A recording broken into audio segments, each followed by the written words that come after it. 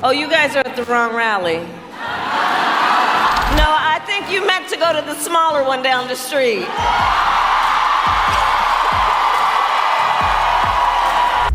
Kamala Harris's witty reply stumped hecklers backing Donald Trump at a rally as fight for White House gets intense. With just 16 days to go before US voters choose a new president on November 5, Trump is getting more and more aggressive. Jill, get your fat husband off the couch. Get that fat off the couch. Tell him to go and vote for Trump. He's going to save our country. Get that guy the hell off her. Get him up, Jill. Slap him around. Get him up. Get him up, Jill. We want him off the couch.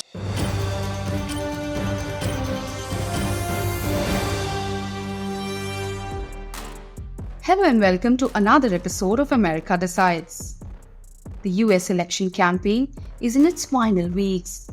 Both presidential candidates Kamala Harris and Donald Trump are now trying to woo Arab-American voters.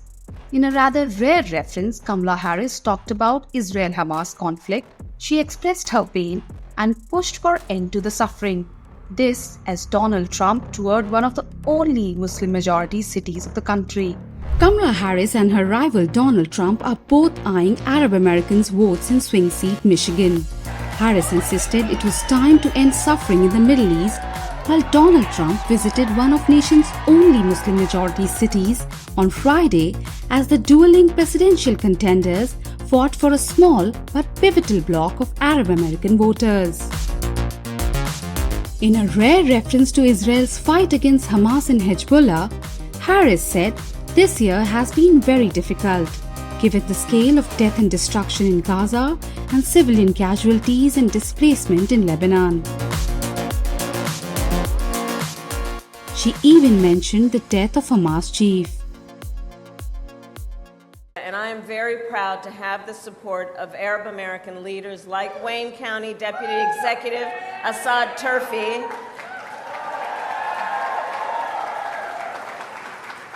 and listen, I know this year has been very difficult, given the scale of death and destruction in Gaza, and given the civilian casualties and displacement in Lebanon. It is devastating, and now Sinwar's death can and must be a turning point. Everyone must seize this opportunity to finally end the war in Gaza, bring the hostages home, and end the suffering once and for all. And I continue to believe diplomacy is the answer to bringing lasting stability across the Israel-Lebanon border. And as Vice President, and with your help as President, I will do everything in my power to achieve these goals. Trump, meanwhile, avoided any specifics about his plans for the Middle East. But he said he didn't think the Arab-American community would vote for Harris because she does not know what she's doing. Michigan is one of the 3 blue wall states that, along with Pennsylvania and Wisconsin, will help decide the election on November 5. Diverse voting blocs are the key to winning virtually any swing seat, but Michigan is unique. With its significant Arab-American population, which has been deeply frustrated by the Biden administration's support for Israel's offensive in Gaza following Hamas's October 7, 2023 attack on Israel. Trump, who instituted a travel ban targeting Muslim countries while in office, has vowed to expand the ban to include refugees from Gaza if elected again, but is now trying to capitalize on communities' frustration with the Democratic administration, despite his well-documented history of hostile rhetoric and policies. There were modest signs on Friday that he may be making progress. The Republican nominee visited a new campaign office in Hamtramck, one of country's only Muslim-majority cities, and was joined by the mayor, Amir Ghalib, a Democrat who has endorsed Trump. Meanwhile, 3 city council members in the same town have endorsed Kamala Harris. On Friday, 52 Lebanese Americans also endorsed Harris and her running mate Tim Walz, saying in a letter that the voice of their communities will be heard under the ticket's leadership. All was not well at Trump's Michigan rally. An unexpected issue took place during Trump's event. This left him frustrated, while Kamala Harris poked fun, sharing the video of the moment. Take a look. Donald Trump paced his rally stage in silence for nearly 20 minutes Friday night in Detroit after his mic cut off. The Republican nominee and former president was about to wax on about his favorite subject, tariffs, working up to naming it by first teasing the most beautiful word in the dictionary. Very quickly afterward, the sound went down. Because to me, the most beautiful word in the dictionary, it's not love, it's not respect.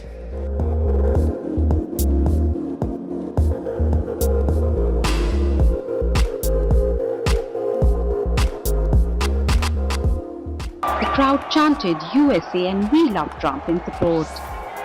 But with no microphone, Trump simply wandered around the stage.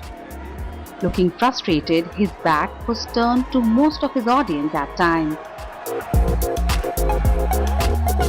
It was the second time in a week that one of his events was interrupted, though the last time on Monday, Trump cut off a town hall and instead played music after multiple people in the audience needed medical attention.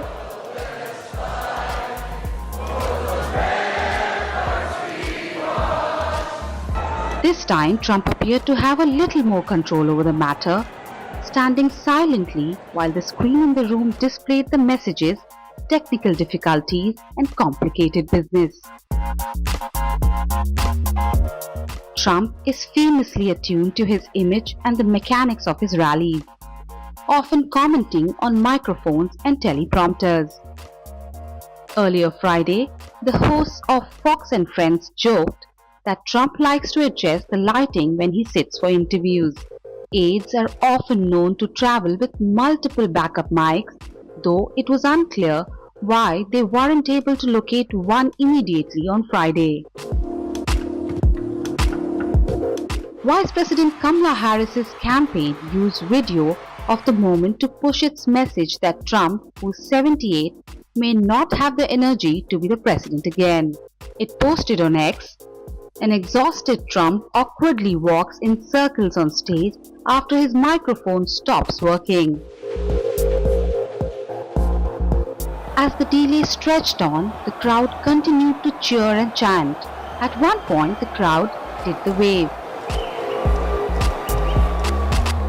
Finally, after nearly 20 minutes, an aide brought Trump a replaced microphone that worked. After which, Trump said, "I won't pay the bill." Well, thank you, everybody. Thank you. So now what happens is I won't pay the bill for this stupid company that rented us this truck. I won't pay the bill, and then we'll have a story that Trump didn't pay the bill to a contractor. No, when they do that kind of a job, don't pay the bill. That's terrible. Meanwhile, one of America's favorite president, Barack Obama, once again came out to rally for Harris. This time, he used withering mockery to question Trump's competence in Arizona. Tucson, we do not need to see what an older, loonier Donald Trump looks like with no guardrails. We have had enough of arrogance and bumbling and bluster and division. America's ready to turn the page. We're ready for a better story. We are ready for a President Kamala Harris. The point of a town hall meeting is to take questions. He just decided, you know what, I'm going to stop taking questions. And then he's swaying to Ave Maria and YMCA for about half an hour. Folks are standing there not sure what's happening. Can you imagine if I did that? He called himself the father of IVF. I do not know what that means. You do not either. He said January 6th was a day of love. Do not boo, vote. It made January 6th sound like it was Woodstock. It seems Donald Trump's campaign is all set to seek help from Indian origin Nikki Haley to broaden his appeal among female voters. Haley is expected to join Trump on the trail in the final days of 2024 race. Here's more. Members of Congress. Donald Trump's campaign trail is in talks with Indian origin Nikki Haley to help broaden his appeal among female voters. Haley, a former South Carolina governor, is expected to join Trump on the trail in the final days of 2024 race.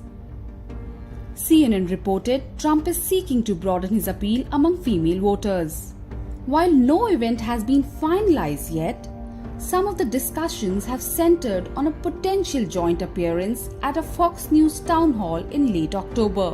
But we're going to get the prices down because the damage has been done. Trump has held a number of town halls moderated by prominent Republican women. However, Republican operatives acknowledge Haley could draw a different kind of voter. CNN sources reported the gender gap is real and Haley could help. I want to congratulate Donald Trump on his victory tonight. She gets a lot of positive media coverage and appeals to women who are unsure of Donald Trump. Trump's senior advisors privately acknowledge that some women voters don't necessarily like Trump as a person or his rhetoric, but they think he could win them with his policies. I have news for all of them. The campaign has been touting Haley's endorsement of Trump in battleground states. A billboard recently placed in Milwaukee suburbs read, "Endorsed by Nikki Haley." Haley, Trump's former GOP primary rival, endorsed the former president at the Republican National Convention in July. She has continued to highlight her disagreement with Trump and has criticized his rhetoric and personal attacks on Kamala Harris. Haley recently lent her voice in support of the former president in a robocall to voters. In that call, she acknowledged she does not agree with the former president 100% of the time, but argued he is a better candidate. She has yet to appear with Trump on the campaign trail. Asked specifically about potentially deploying Haley on the trail, Trump said, "I will do what I have to do." Trump and his campaign have recently sought out female voters, including sitting for a Fox News town hall with all female voters in Georgia earlier in the week. Senior advisors also hope that the endorsement from Robert Kennedy Jr., who has been stumping for Trump on the campaign trail, could help with the female demographic, particularly conservative-leaning mothers. Through the week, we got you the results of polls conducted by various media outlets. But today is weekend, and we have got you a rather cool cookie poll conducted by a bakery in the battleground state of Michigan. For 40 years, this bakery in Detroit suburb has been predicting the winner of presidential election, except for 2020. This by selling blue and red chocolate chip cookies. Take a look. Every year, every election term, this has kind of so far predicted the presidency, except for 2020. That didn't turn out so well. You know, it was pretty close. So they love it. They do love it. I mean, some not so much, but they love it. Oh yeah, they'll definitely stripe a conversation up, but you got to kind of keep it minimal. We don't like to talk politics too much. This explains it all. They'll order them too for like election parties or whatever they're having. So, yeah. I know I'll be ordering them. I'm having an election party, so. That's a wrap for today. Tune in tomorrow at same time to Times of India as we get you a new episode of America Decides.